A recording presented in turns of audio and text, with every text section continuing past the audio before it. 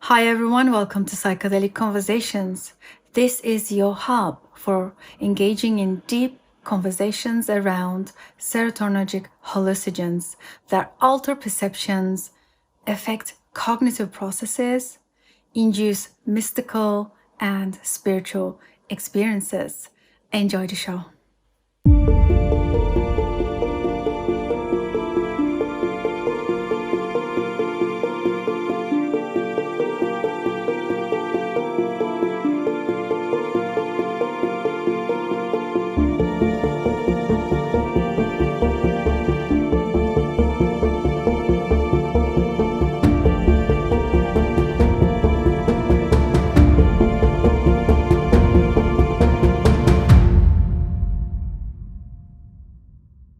Hi, everyone. Welcome to another episode of the Psychedelic Conversations podcast. I have a very special guest with me today, Kayse Gehret.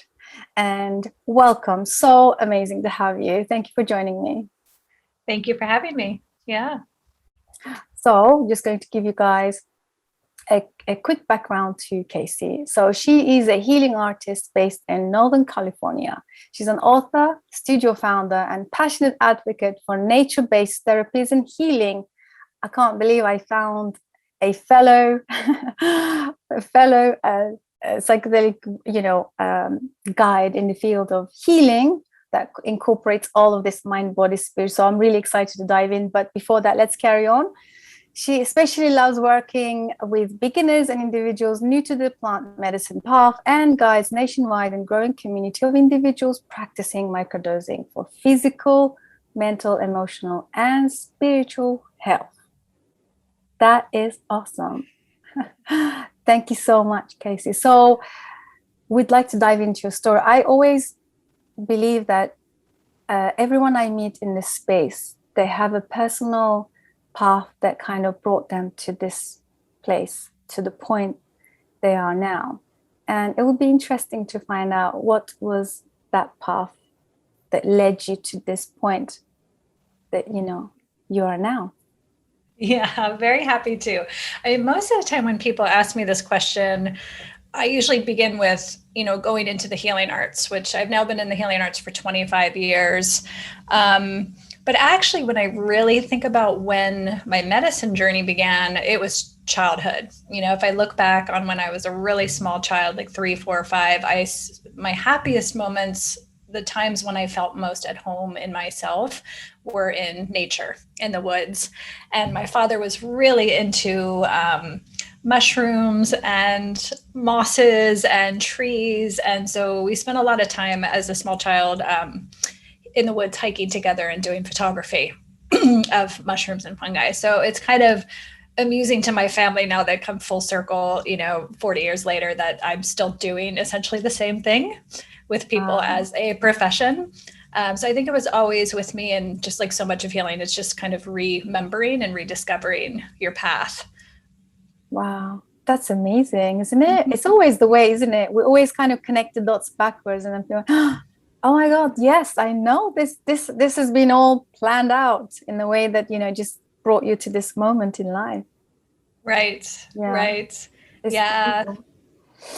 So where does the healing part comes in? Is that something you discovered along the way? Once you start exploring the space, helping people, you realize, oh my God, there's so much healing here to be done.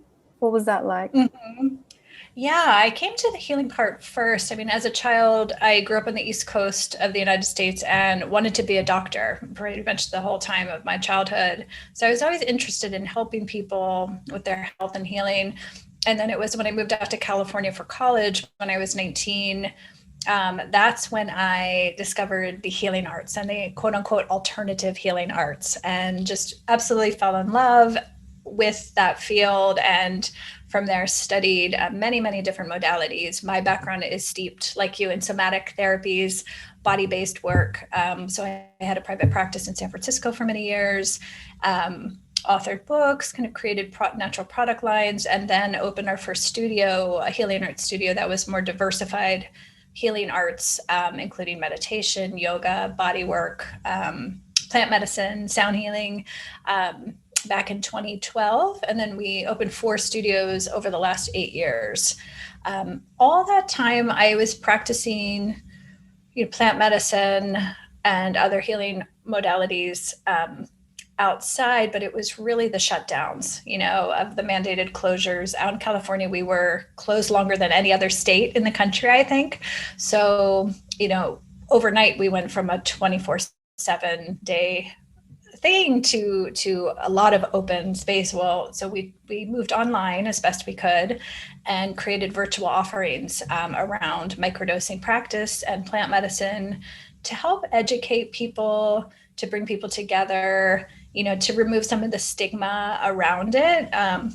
A lot of people are being called at this time to plant medicines, but they still have a lot of the baggage. Older people have a lot of the baggage from the 60s. And then a lot of people too, everything in the external world is so out of control right now. The appeal, there's less appeal to being out of control, I think, to people. So microdosing is really, really appealing, and to do it with the support. So we started that last January. We came out with our pilot programs and group format for microdosing practice for people all over the country. And 9 months later, now it's been a really beautiful community building. Wow, that's so beautiful. It just coincides with the same with our community over here in the UK. Also started like 9 months ago. And just like you, huge believer in the body works. And one of my passion is to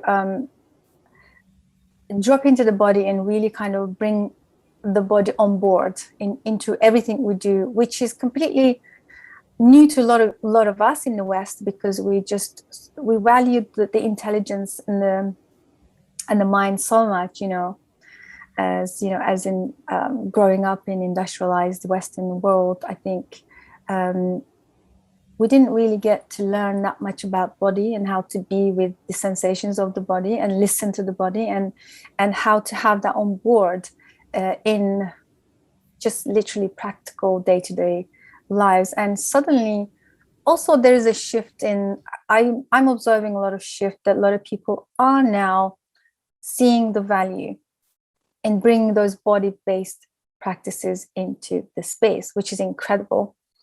And also the group processes, as you know, in any kind of body works, we tend to find more courage and more openness coming together in a group setting. So I'm glad you said the group processes, because I'm a massive fan of group processes. And I've probably all of my breakthroughs, my own journey and my own processes have probably the most productive and beneficial and helpful ones have happened to me during those processes in a group setting. So I'd like to speak to us a bit more about that. Why do you think it's important to have these experiences in a group setting? Why is it now, especially now, crucial? Yeah, thank you. That's such a beautiful question. So I think partially the timing, we had been sheltering for close to 9 months at the time when we launched this. And so to have that connection, even though it was virtual, was deeply meaningful to people. I think people by that point, at least in the United States, were growing keenly aware of how much we need human interaction for our mental health and our emotional and spiritual well-being. So that was a part of it, was just kind of this unique moment in history. But also, it was breathtaking to me after working with people largely one-on-one for so many years and working with many clients microdosing one-on-one. It was how fast people move through their process in the group setting versus an individual setting really took me by surprise. My findings now, we've had about, I think, 8 groups, at over 100 people through the program at this point. And I would say on average, what we see in the group process, people move about 10 times faster through their healing process than someone working one-on-one by themselves without any support and community. So there's a unique magic to groups for people being together. And I think that's true for whether it's healing work or whether it's a concert or a performance. Meditating in a group, there's this unique magic that happens when people come together in souls and a harmonization reflecting each other, sharing our stories. And I think it takes people by surprise in all of our groups that how healing it is to not only share your story, but you heal by witnessing the healing of another person. It has a very symbiotic effect. So Yeah. I'm hopeful that the whole mental health industry and the healing industry starts to embrace community in more of the frameworks of how we heal. That's beautiful, isn't it? Just so crazy to think this is where we are now in terms of healing. And yeah, I love that concept of healing through witnessing someone else's healing. I know Lynn Taggart, I think she talks about the power of 8. She talks about that. It's just also intentionally helping others to heal or push through or have a breakthrough where they are stuck can actually impact you when you do hold that space for others. I think these are incredible concepts that now I also believe that people are opening up to and embracing it like never before. I was listening to the trauma summit, and one of the experts in the field of trauma healing and early developmental trauma, he said even 5 years ago we weren't this open to accept these concepts, and something is shifting really fast right now, whether it's a pandemic, whether it's something else. Something's definitely going on that people are opening up. Maybe it's I'm sometimes thinking maybe it's a technology because it's so fast and it's evolving, and everything is at hand and people are accessing to things that we couldn't before. Whatever reason, it's kind of moving forward to this point in time where we're just coming together like never before. This is incredible. And so how does the lifestyle change impact these microdosing processes? Because people, how do you deal with that, Kayse? Because from my own experiences, I'll always get this question, or at least the expectation that we need to deal with. Taking the microdosing is like a magic pill and supposed to do the work, right? How hard is it for you to explain, no, this is what we'll be doing? Taking the pill is like the last thing we care right now. Exactly. Beautiful. That comes up all the time. And that's why I love presenting, beginners with practice in the container of alongside education and support, because it's not, the medicines are just one piece of the puzzle. A lot of people, it's really changing your entire mindset.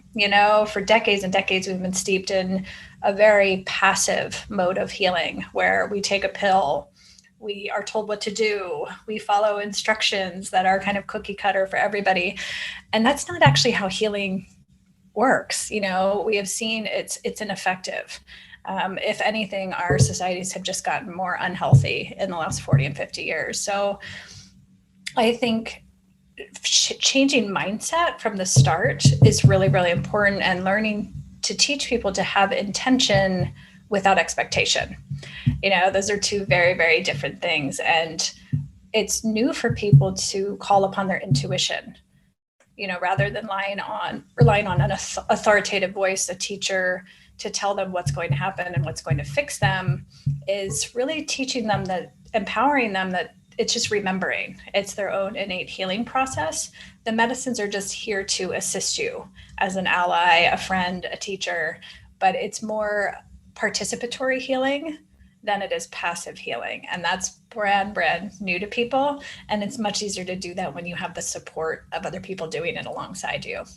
Yeah, I think this is probably my biggest challenge when people come to me and they've been on a solo journey of microdosing or any kind of microdosing, and it's very difficult. They come with a lot of shield, like they're very fixated on how things should look like, and I find that the most challenging when I need to sort of break it down a little bit. Look, it is not this, but actually let's move over to this. It's exactly that, but somehow in a group processes, people soften up a lot more and they open up to more new ideas. when it's like I said, solo journeyers, they're quite kind of regimental and strict and almost rigid. Sometimes it's hard to break in. And so the expectation part, where do you tie this in, Kayse? Because is it because in the last few years there's been a lot of flood of videos shared, content shared, people who had like hero doses, and they've kind of flooded social media platforms with, whether it's I've got my miracle, or I'm magically healed. And do you think they're not really helping in terms of managing expectations? Because people somehow saw this video where somebody shared that they've overnight went through a healing journey. Now they want the same. How do you deal with all of this?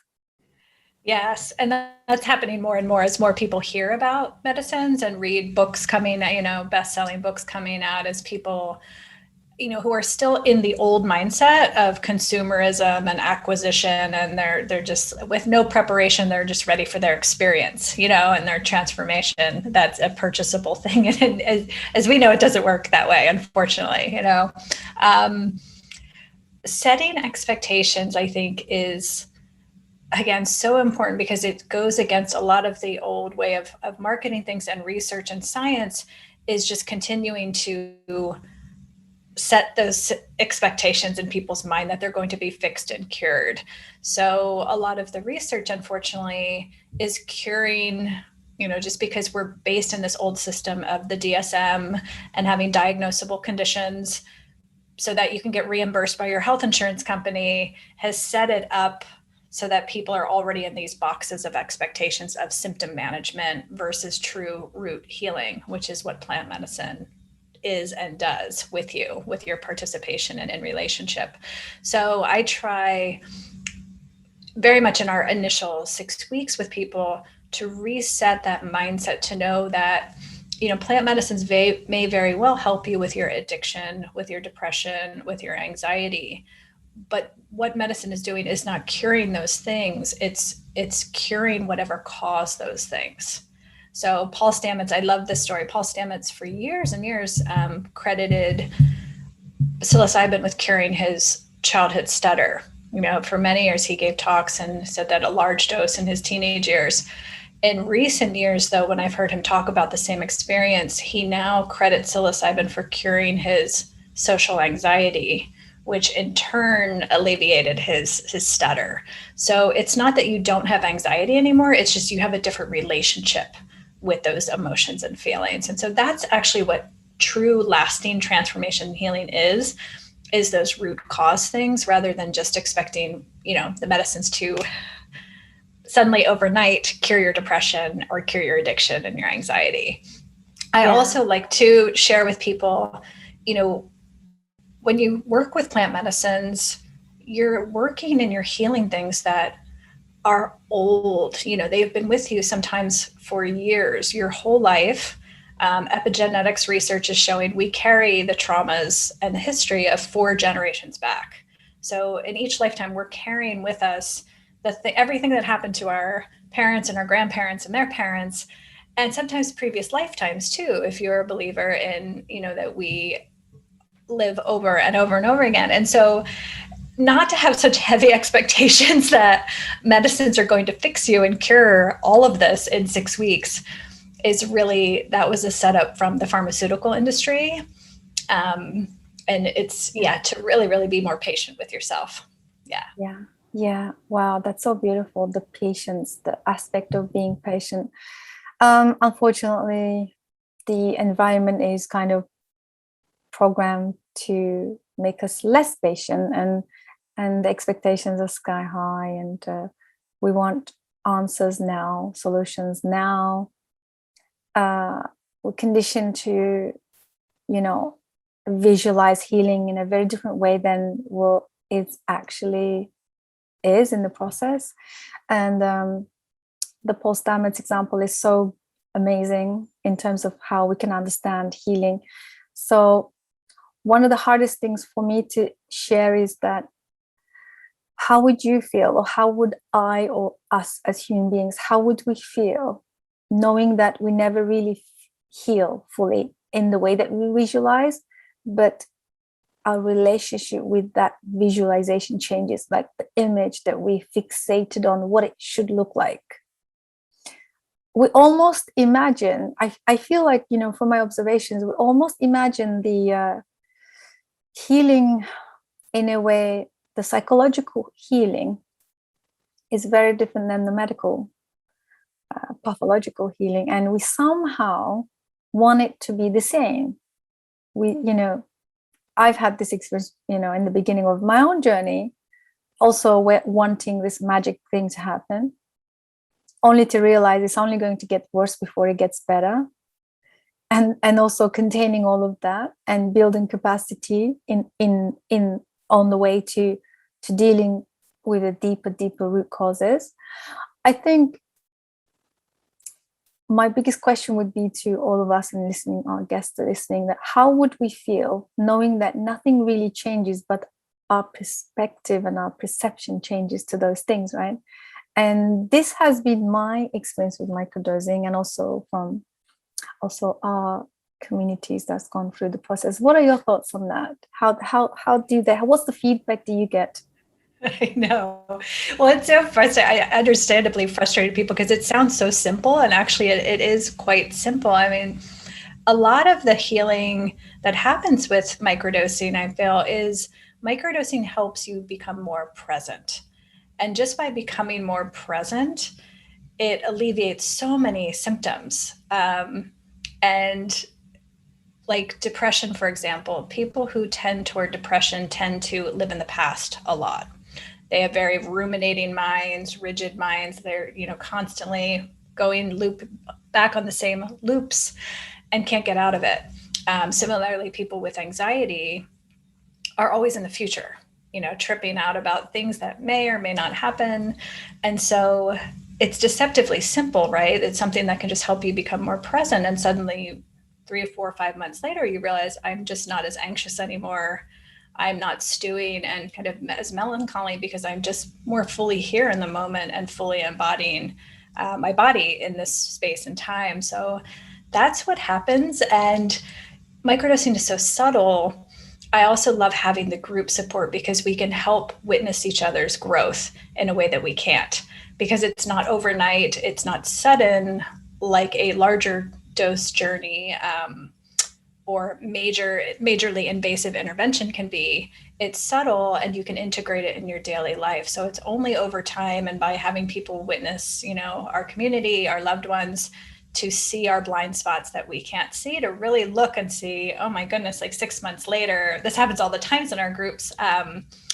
We have people that have been practicing now for 9 months, and it's like, when they look at each other now, 9 months later after practice than where they were 9 months ago, maybe there's nothing dramatic that has happened in their life, but they're completely different people. They're more present, they're energetically different, they're lighter, they're more confident in themselves, and they're living their daily life more in alignment with who they are. So there's a flow and an ease that wasn't there before.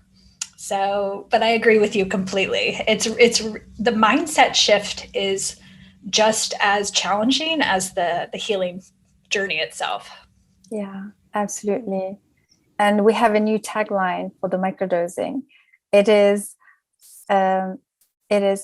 subtle, undeniable. Something like that. One of our microdosers, one of our friends, he came up with this. It's just so spot on. It's like you said, subtle.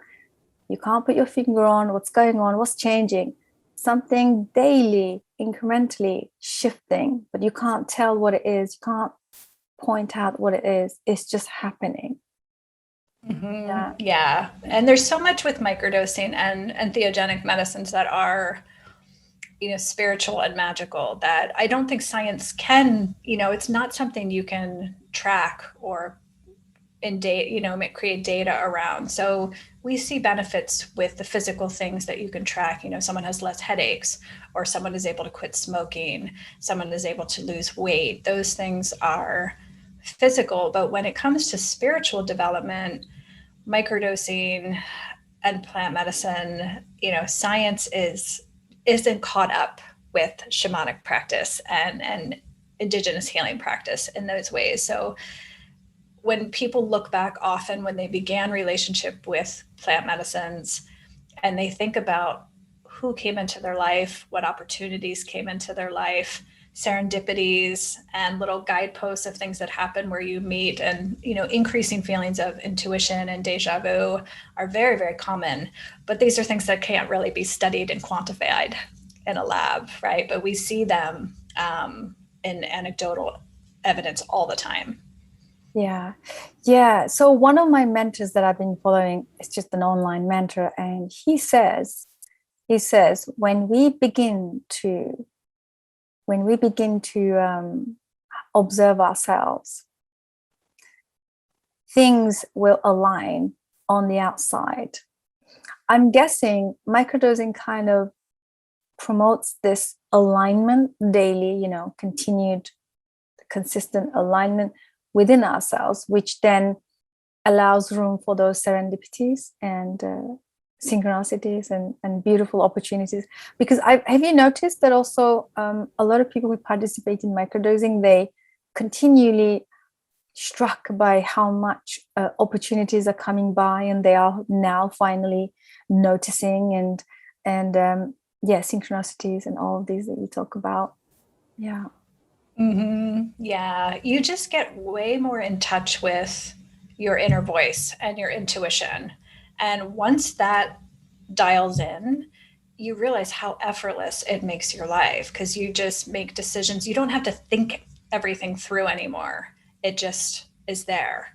So it's a completely different way of living our lives, which up until now has been so much efforting, and grinding and hustling and a glorification of being overly busy and working so hard and things. And it's a totally different shift of mindset and lifestyle to think it's more about ease and surrender and flow and partnership and collaboration. Mm-hmm. Yeah, absolutely. So beautifully put. Thank you for that. It's just once you understand how simple life can be and all these layers of conditioning that we can, shift and shed, it's unbelievable. We just kind of come to the core of like, what is it to be? Just be with ourselves. And one of my favorite quotes from the Zen, I think it was a Zen quote. It says, the majority of our problems, or the humanity's problems, are the inability to sit in silence. But I think that really translates to inability to just be, inability just to observe and just sort of allow this intuition, the self-awareness to grow so that we can align with what's supposed to come into our lives. And it's a completely different lifestyle for sure. Yeah. I mean, I think at this moment we're living in right now, more than ever, we need our intuition, we need our imagination, we need our creativity. And those things come when we're silent and we're still, because they're not going to come from our minds. Our minds are good at processing what is and what has been. It's really our deeper selves that are going to create our futures individually as well as collectively. Yeah, true. Just want to kind of shift away from this microdosing and go into the more sort of broader, objective look at what's going on right now in psychedelic space. What are you observing, Kayse? What are the things that you're reading and learning and looking at in terms of where we're going altogether? There's a global movement towards, psychedelics. And like you said earlier, there's people more open suddenly, despite the stigma, despite the negativity around the baggage that's been carried around towards psychedelics. There is some movement is going on. And especially being in the US, what are your observations? Yeah, thank you. I mean, so much right now. It's really kind of turned those, there's certain inflection points in history. Once we hit them, it shifts from the fringe into the mainstream. And we're in that moment right now, I think, where people are really ready and really open and really committed to trying different things and a different way of living in the world. So, to your point, it's a confluence of factors of the old versus the new paradigms. So at least here in the US and in Canada too, we see it a lot of pharmaceutical companies, really gathering to make these medicines and categorize these natural entheogenic medicines as a pharmaceutical, and preparing patents and synthetic versions of them to house them in the Western medicine model framework. So in some ways, yes, to have them be able to be covered by insurance and in the companionship of a licensed, trained professional, those are all positive things. But the other concern with that is, again, limiting access and turning these medicines into a commodity and a product, which we have seen over and over and over again. When we do this to nature, it doesn't turn out so well. So again, I think we need to shift into looking this more as being in partnership with nature, rather trying to, exert our dominion and control and own nature. And how do we make these medicines accessible to the most number of people, and do it in a way that's thoughtful and respectful of nature, and also steeped in an honor and intention and reverence, so that we don't redo what we did in the 60s, and to excess, and then invite a backlash to these medicines. So there's a lot of people coming together. What I have seen in the movement in the United States, I've been in the healing arts for a very, very long time, and I sense a camaraderie among the different, the doctors being willing to get in the room with the shamanic practitioners, the massage therapists, listening to the clinical professional psychologists. So there's a lot of conversations and communication and dialogue going on that I have not seen happen between modalities before, that I think is really, really beautiful. And I honestly, what the medicines want us to be doing with them at this time. Isn't that fascinating, to know? So talk to us a little bit about that. What does it mean to know that the medicines, this is what they want? I also heard from my colleagues, some of my connections, they say, oh, the plants has their own agenda, so don't be afraid, don't be scared. It doesn't matter if people are trying to commodify them, they won't go too far with this, because this is not the typical product that they can just go ahead and what are your thoughts on that? Yeah, absolutely. I mean, I see it all the time with people, get called to the medicines for a reason in the time.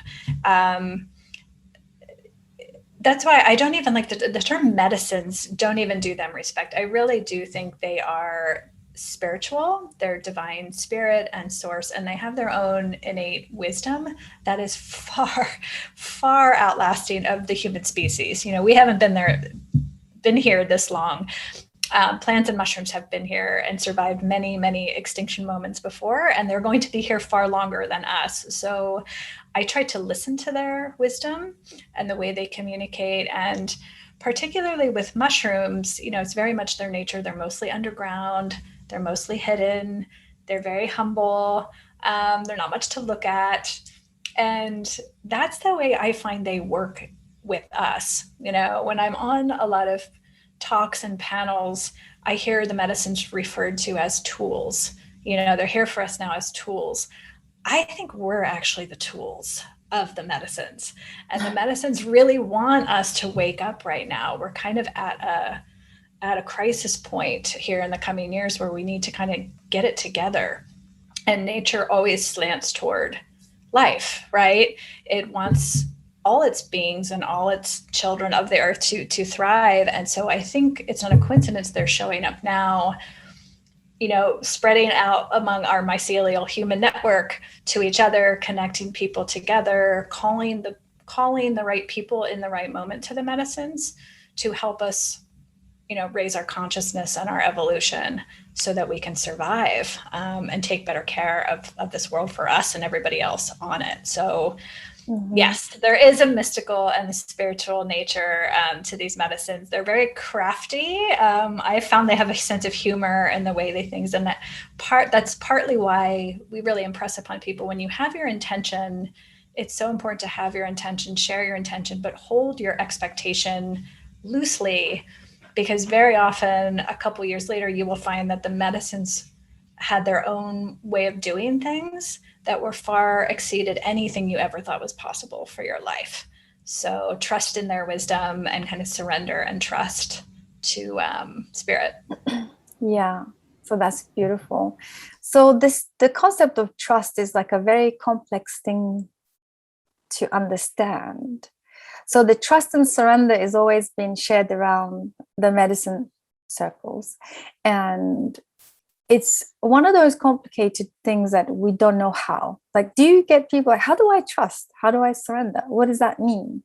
Do I trust myself? Do I trust the medicine? What is it? Like, what's going on? How do you talk to people that come to you? I don't understand what you mean by surrender. What do I do? Yes, exactly. It's both. It's trusting in yourself, and it's trusting in the medicines and in nature and in divine timing. All of those things, again, are very, very new to us. We love predictability. We love certainty. Even if it's wrong sometimes, or we don't even know if it's true, we'll take what we view as certain over something we absolutely know is true. So it's just a peculiar, I think, way that our human minds have grown over the years and adapted to a rapidly changing world. So it's a process, and that's what we help people to do. It's not something that's going to happen overnight, but to view, when you start medicine practice, view it as a relationship. Don't view it as a sudden forcing thing. It's just like when you meet a new person, you're not going to hopefully not, you're not going to impart your will and what your expectations and your agenda. You're going to just be open and open the door to meeting this new person and get to know them over time. It's no different with medicines. I think microdosing is such a beautiful preparation practice for the deeper work. And I think we're just starting to discover that. Previously, microdosing really hasn't been a thing. It's been all about larger dose journeys. But when you think about doing that with no preparation, you wouldn't do that with other things. So I often tell people, like, if you've never meditated before, ever sat down on a cushion ever before, and you signed up for a 10-day silent meditation retreat, it's going to be a really intense experience, right? You're going to have a lot of fear, a lot of resistance, a lot of, it's going to be uncomfortable. Versus if you start a daily meditation practice now and you schedule that retreat a year from now, it's going to be a very, very different experience. And so I think we're just starting to realize that the preparation is just as important as the integration piece. And so by microdosing first, you peel away a lot of those levels of fear, of resistance, of what's going to happen. How is this going to feel like? Because when you microdose, it's subtle, it's gentle.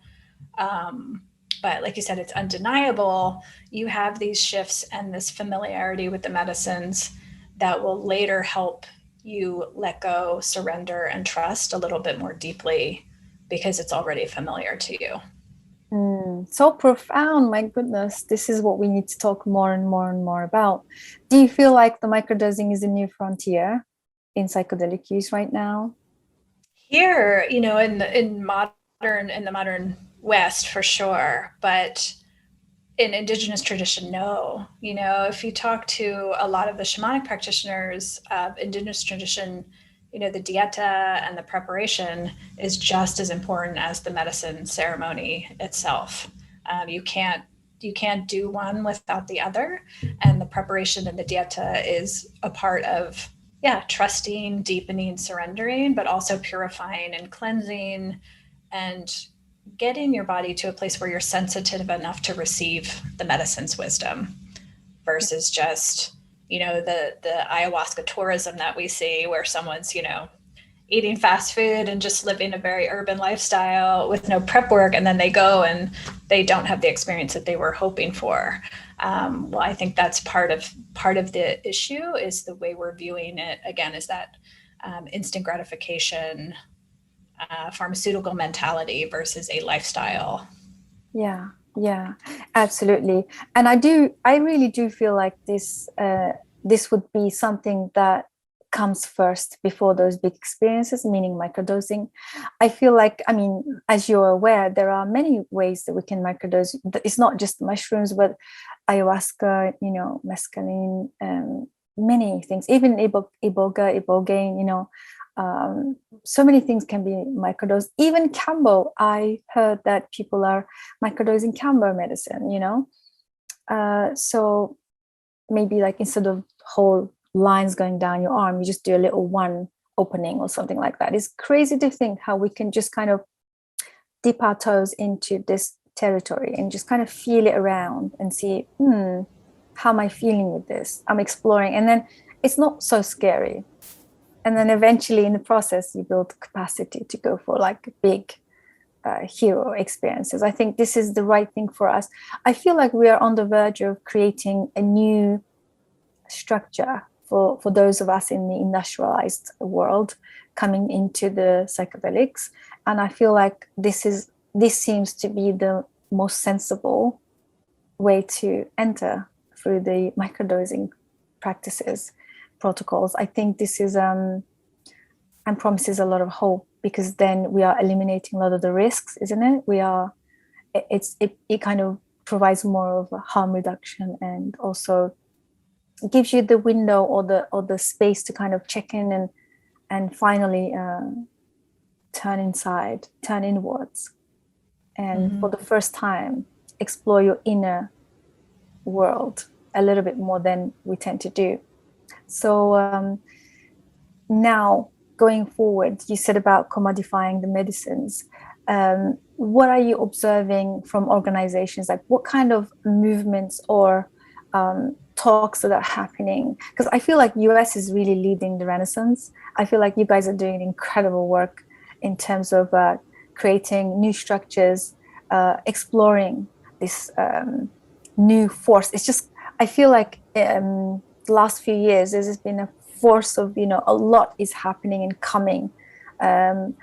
It's almost overwhelming, but somehow we are kind of raising to the occasion in a way. All of us in the space. So what are your thoughts on that? Can you speak to us? What are you seeing in terms of organizations? What's being done? What's being talked about? Yeah, happy to. Well, in the United States, the way it's growing is really, again, in the spirit of the mushrooms, it's very random. It's popping up all over. And there's an organization called Decriminalize Nature. That is a nationwide organization, but supports, independent chapters throughout the country and supports decriminalization movements. And so Denver was the first city in the United States, in Colorado, to decrim. Santa Cruz and Oakland, Washington, D.C., and some towns in Michigan and Massachusetts have all decriminalized plant medicines within their zones, if you will. Last year, the state of Oregon was the very first state in the United States that passed legalization and decriminalization legislation is statewide. So they are working on a model for therapeutic and community-based models for access that will begin to be launched next year, which is very exciting. So it's really been people-powered, which is so beautiful. It's not coming from the governments, it's coming from the people themselves, organizing, educating, lobbying for how badly the medicines are needed. Another big factor has been the veteran community has been amazing for this movement. The veteran population was already very much struggling because they have been operating, most of their support has been through pharmaceuticals. Maybe one-on-one counseling if they're fortunate enough to get a spot. But as the system has become more and more strained, especially during COVID, the veteran community is seeing epidemic levels of suicide and critical level depression and anxiety. So the veteran community has seen great results. Many of the veteran psychedelic organizations are led by combat veterans who credit plant medicine for saving their lives. They can just say, I would not be here today if it was not for ayahuasca, or it was not for my psilocybin medicines. And so they have been really leading the way with the legislation and liaising with the governments, because we live in such a politically divisive time all over the world. We see it in almost every country.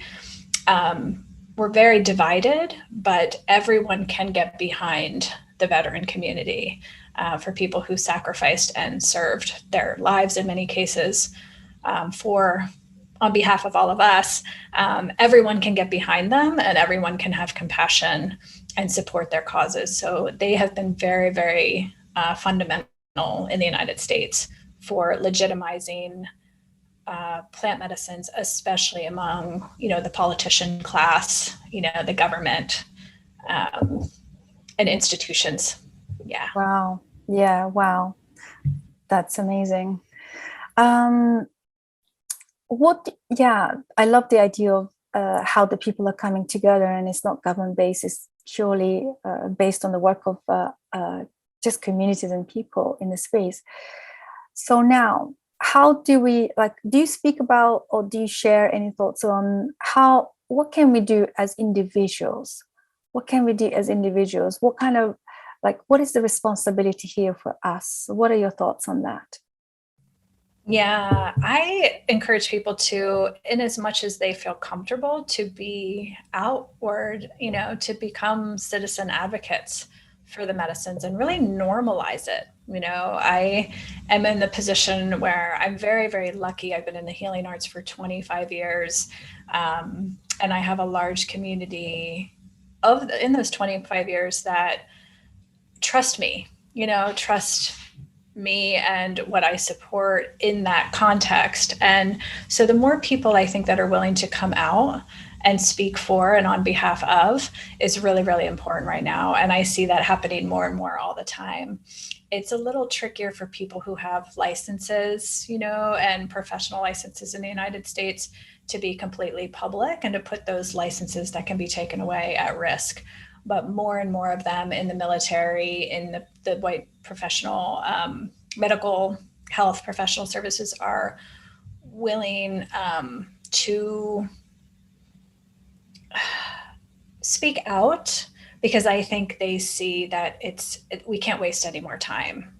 We need these tools, if you will. Yeah. Wow. Yeah, absolutely.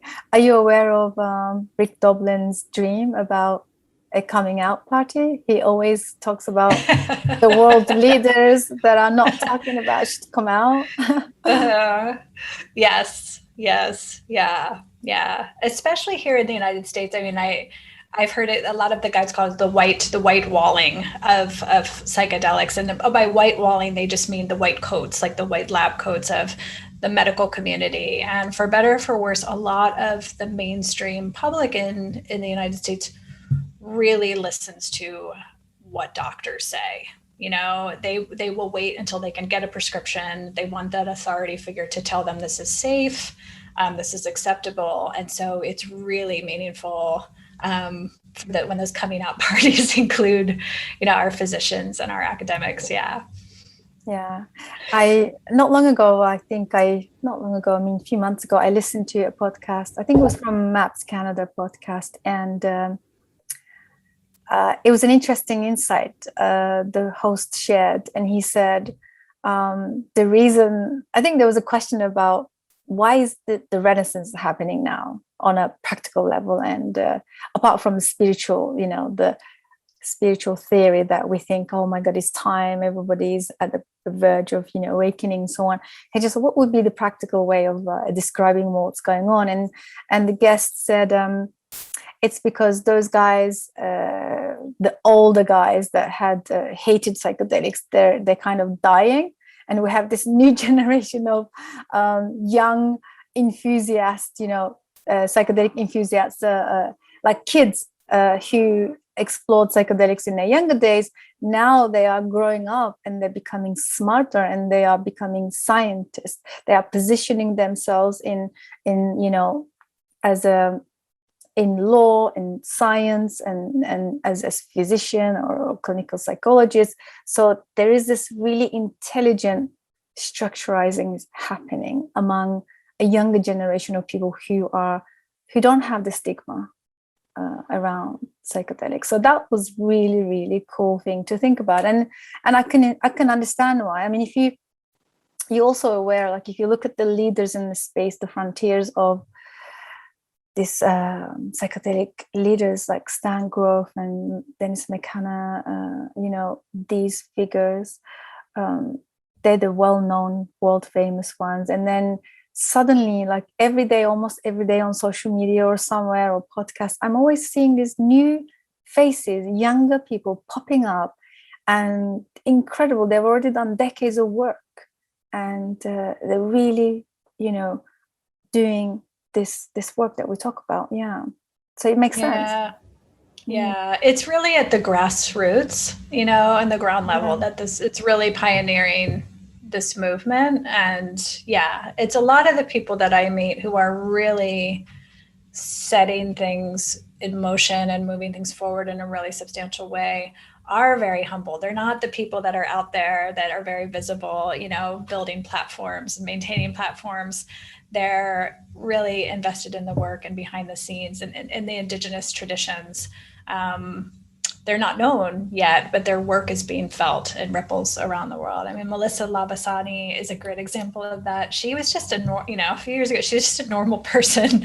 And it was through personal experience. She lives in Washington, D.C., and she had very severe postpartum depression that she tried everything, and it was putting her life at risk, her relationship with her family at risk. And out of desperation, she ordered some spores and started growing psilocybin at home. And she credits psilocybin for probably saving her life. And she became, the very first reluctant face of the movement in Washington, D.C., and wound up being that face and being that cause. And she got that pass, she and her team, in the nation's capital last year. So wow. Psilocybin and entheogenic medicines are decriminalized in DC largely because of her.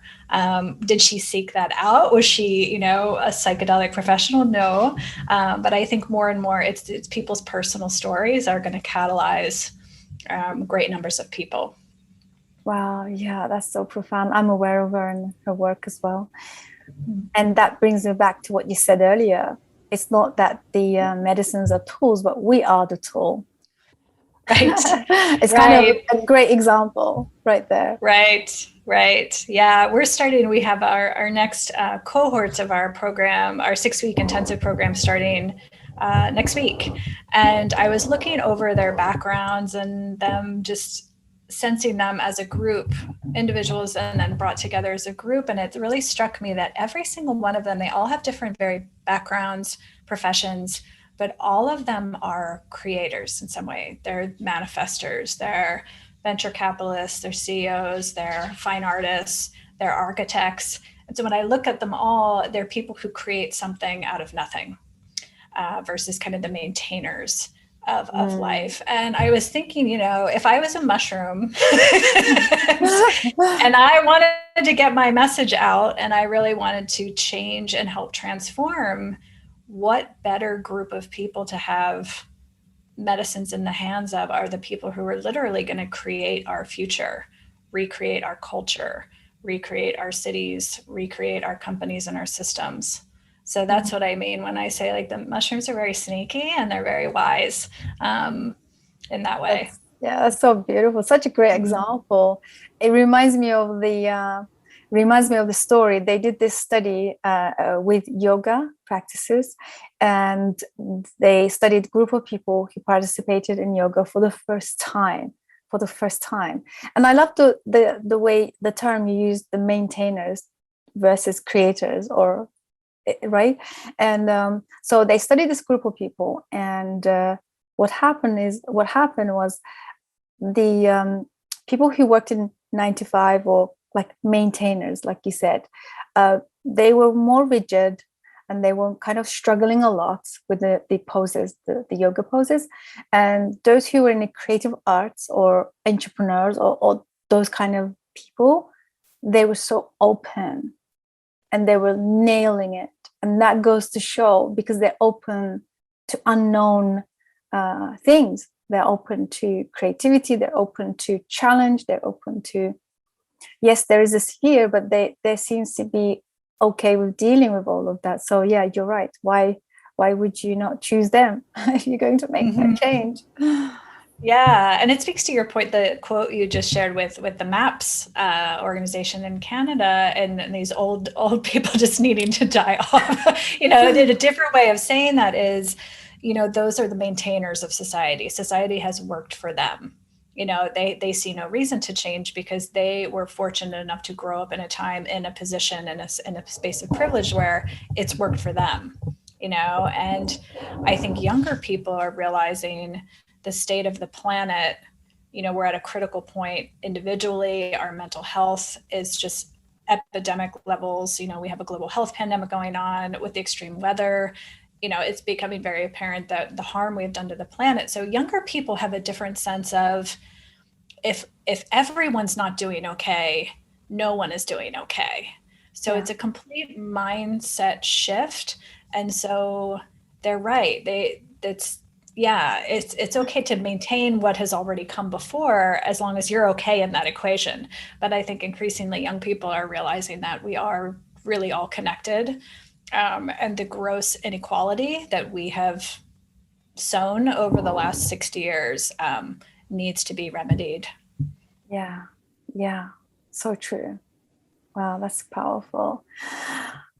Kayse, thank you so much. As we're coming to end of our conversation, before we go into your offerings, because I want to hear from you about your offerings, but what would be your last sharing, your wisdom or advice? Anybody who's interested in diving into any kind of microdosing and healing, transformation, anything that could help them, what would be your advice? Yeah, so much. First of all, thank you so much for having me today. I really appreciate being with you and sharing. Thank you. I think I would encourage people to not think that they have to have something wrong with them to explore medicines. A lot of people approach me because that's all you read about, right? Is, well, I don't have depression and I don't have anxiety and I don't have these things. They're for everyone. It's physical, it's mental, emotional, but it's also deeply spiritual. Our connection to nature deepens with practice. So that's one thing I would leave with people, is don't think that medicines are just for things that are wrong. I love that. Yeah, that's beautiful. And your offerings, tell us about your offerings. What are the things that you offer? You said your next cohort is starting next week. And talk to us about your services. Yeah, we do microdosing exclusively groups. They're virtual and nationwide. So we've had people from all over the United States take part. So welcome all levels and all backgrounds. We embrace a lot of beginners. The age range in our community has been 22 to 86, which is really beautiful to have people from different generations come together and learn and share with each other. We do 2 different programs right now. One is a 6-week intensive that is our most supportive offering, in that it's a closed container. It's capped at 12 people per cohort. And we run those throughout the year at different set specific times. And then we have our community program, we call it, and that is open rolling enrollment year round. So anyone can do that from anywhere. And that is a 6-month-long program where you receive the same education, the same coursework, the same learning, but it's spread out over 6 months rather than 6 weeks. And we do twice monthly calls instead of weekly calls. Mm-hmm. Wow, that's so beautiful. It's been a pleasure to share with you this space and learn from you, and also exchange notes and just have fun. It was so much fun to do this. Thank you so much. Thank you. Yeah. And we'll have all your links and everything that you have, your offerings will be added to the show notes. And I'm looking forward to following your journey. Also looking forward to having you back again for part 2. Likewise. Thank you so much, Susan. Thank you, Kayse. And thank you so much, everybody, for tuning in. Hope you guys enjoyed this. So deeply informative, and it just blows my mind every time I sit down with our special guests, and they have so much to offer. And thank you so much again, Kayse, for doing this work, and hope you guys enjoy this. Please do get in touch with Kayse, especially in the US, and you're looking for the community, the support and the container. And I'm going to leave it with what you said. This is for everybody. Psychedelic medicines are for everyone. And I think this is where we can start to eliminate the stigma around these substances. And they're not just for healing, they're for everybody. That is a beautiful tagline. So thank you so much. I'll see you guys on the next one. Bye for now. Much love.